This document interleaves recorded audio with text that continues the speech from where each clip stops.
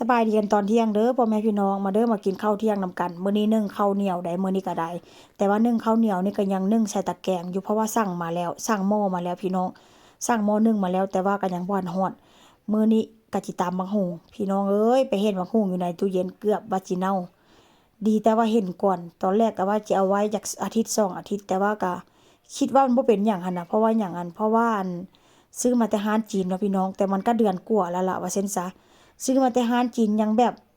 ยังเขียวๆยังใหม่ๆกะประมาณว่าเขาเจ้าหาก็ปิดแล้วก็เอามาขายว่าเช่นซะก้อยก็บ่ฮู้ว่าบักหุ่งนี้เขาเจ้านำเข้ามาแต่จีนบ่หรือว่าเอามาแต่ทางภาคใต้ของประเทศสเปนบ่แต่ว่าส่วนหลายนี้ถ้าหากว่าเป็นบักหุ่งแบบว่าที่เขาเจ้าขายตามซูเปอร์มาร์เก็ตตามแบบร้านค้าทั่วไปหั้นน่ะพี่น้องถามว่ามันมีขายบ่มีขายแล้วก็เคยซื้อมากินอยู่ เคยซื้อมากินแต่ว่าก็ได้เก็บทิมเพราะหยังมันขมมันบ่คือบักหุ่งบ้านเฮามันบ่คือบักหุ่งที่แบบว่าเขาเจ้าขายตามร้านจีนทั่วไปหั้นน่ะพี่น้องแต่ว่าก็ยังดีเนาะบักหุ่งนี่ค่อยมาเห็นแล้วก็ค่อยปอกเปลือกมันออกเอาบ่อนที่แบบว่ามันบ่ค่อยงามหั้นน่ะพี่น้องเอาออกแล้วก็มาซับมาฝานก็ถือว่ามันก็ค่อนข้างยังดีอยู่เนาะข้างในก็ได้ก็ถือว่ายังกรอบแล้วก็ยังเคี่ยวอยู่แต่ว่าก็ข้างนอกก็เริ่มแล้วล่ะถ้าหากว่าบ่มาเห็นนี่ก็คือสิแบบว่า เริ่มจีเน่าว่าซั่นจ้ะพี่น้องคันที่ทิ่มก็เสียดายเนาะถามว่าเสียดายเงินมันก็เสียดายเงินแหละแล้วก็มันมันเอาจิหันจะเอาทิ่มกันแน่ๆซะเนาะมันบ่มีบ่อนซื้อกินหันน่ะคือว่าหั่นล่ะไปซื้อตามซูเปอร์มาร์เก็ตไปซื้อตามร้านแขกมันก็ขมมันบ่ได้คือแบบบักหุ่งบ้านเฮาได้พี่น้องก็ถือว่าก็ซื้อมา4หน่วยเนาะก็ถือว่าคุ้มค่าอยู่คุ้มค่าแล้วก็คุ้มแบบ คุ้มเวลาที่แบบว่ามันเอาไว้โดนหั่นน่ะก็เกือบ2เดือนเดะก็ถือว่าคุ้มค่าคุ้มราคาอยู่พี่น้องดีแล้วที่มันมีให้กินนะสำหรับข้อยได้บางเทื่อแพงก็เฮาก็ซื้อมากินแต่ว่าก็บ่ได้กินแบบว่าก็บ่ได้กินเกือบทุกมื้อว่าซั่นซะเนาะดนๆไปเห็นไปพ้อเทื่อหนึ่งเพราะว่าส่วนหลายไปนี่ก็บ่ได้พ้อได้ถ้าแบบว่าบ่โชคดีแท้ๆหลังจากสับบักหุ่งแล้วก็สิมาทอดไข่ตีไข่พี่น้องมื้อนี้ก็สิทอดไข่ใส่กุ้งแล้วก็ สิเอาหัวหอมใส่น้ำพี่น้องแล้วก็จิบ่ได้เอาใส่หยังหลายได้เครื่องปรุงก็ได้ก็ใส่แค่ซีอิ๊วขาวมื้อนี้ลูกผัวก็สิกินน้ำก็สิเฮ็ดแบบรสชาติแบบบ่ได้จัดจ้านได้จักหน่อยว่าเซ็นซะเนาะมื้อนี้ก็สิทอดไข่ใส่หัวหอมใหญ่หรือว่าเซโบยาถ้าเป็นภาษาสเปนเนาะพี่น้องผัวก็ถามได้ผัวย่างเข้ามาถามผัวว่าเฮ็ดหยังว่าเสร็จทอดไข่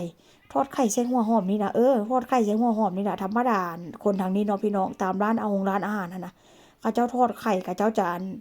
ทอดหรือว่าผัดหัวหอมให้มันแบบว่าเหลือง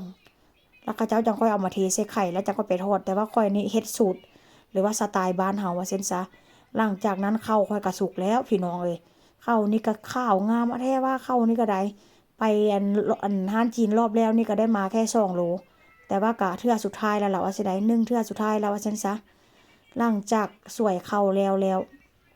ข้อยก็สิมาทอดไข่พี่น้องทอดไข่นี่ก็ ใส่กระเทียมค่อนข้างจะต้นใหญ่ได้จักหน่อยเนาะทุกเทื่อหั้นก็สิฝานน้อยๆแล้วมื้อนี้ก็สิใส่กุ้งนำกุ้งนี่ก็มันเหลือตั้งแต่ปีใหม่พู้นล่ะเนาะหั้นที่ตำก็คือที่แบบว่ามันน้อยหั้นน่ะตอนแรกก็ว่าสิตำใส่ข้าวปุ้นกินก็คือว่ามันน้อยก็เลยบ่ตำซะแล้วก็อีกอย่างบักเด่นข้อยก็หมดแต่บักเด่นเป็นพวกแบบว่าพวกผักจังซี้ล่ะเนาะมันก็หมดว่าซั่นจ้ะยังบ่ได้ไปซื้อหลายมื้อแล้วพี่น้องยังบ่ได้ออกจากบ้าน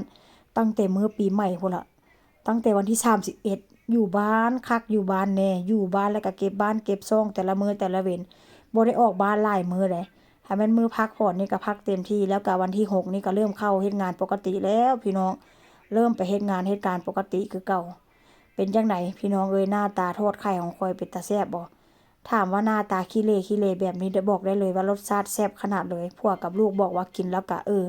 คือว่าแซ่บหั่นน่ะทั้งที่ว่า